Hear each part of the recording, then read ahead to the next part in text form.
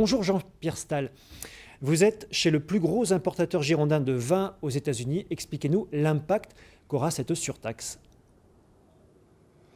Alors effectivement, Vincent, vous l'avez dit, ce matin j'ai eu en ligne pas mal de viticulteurs et de négociants qui se sentent aujourd'hui plutôt groggy face à cette annonce. Avec moi, Éric Perrin, le propriétaire du château Carbonieux. Éric, que ressentez-vous ce matin? Bonjour, et donc forcément pour nous ça génère en fait une grande inquiétude dans la mesure où vous voyez une propriété comme Carbonieux, nous allons produire à la fin de l'année pas loin en premier vin de 400 000 bouteilles et 20% de nos volumes sont destinés pour le marché nord-américain et en particulier les États-Unis.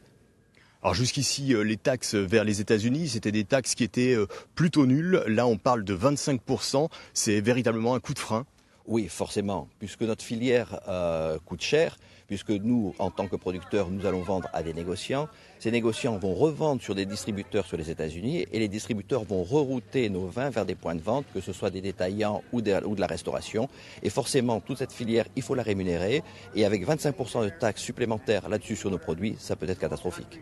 Alors à titre d'exemple, une bouteille qui part de chez vous, part à quel prix et va être répercutée à quel prix? Nous, grosso modo, en vente primeur auprès du négoce, les vins partent aux alentours de 20 € et vous allez les retrouver aujourd'hui sans taxation aux alentours de 45-50 $ sur des étalages aux États-Unis. Ce qui veut dire que ça va être encore plus cher. Ça va être encore plus cher. Voilà, si on rajoute 25% là-dessus, on a très peur que ça va freiner forcément, disons, la consommation. Alors aujourd'hui, le monde bordelais est plutôt en crise.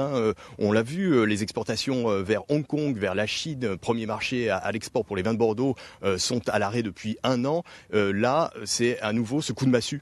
Et oui, forcément, beaucoup d'inquiétudes, puisqu'aujourd'hui, même nous, de façon générale, les 2 tiers de nos volumes sont sur des marchés d'exportation. Le Brexit avec l'incertitude en fait sur l'Angleterre, Hong Kong, la Chine, les États-Unis, ça fait beaucoup de choses pour nous.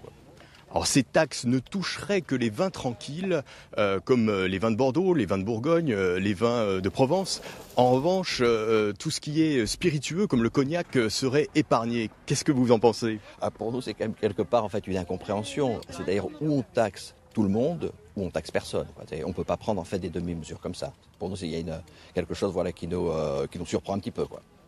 Voilà, c'est donc une mesure qui semble un peu dramatique pour les vins de Bordeaux vis-à-vis des États-Unis, premier pays consommateur de vin au monde, deuxième pays à l'export pour les vins de Bordeaux avec 26 millions de bouteilles et 279 millions d'euros qui sont commercialisés vers les États-Unis.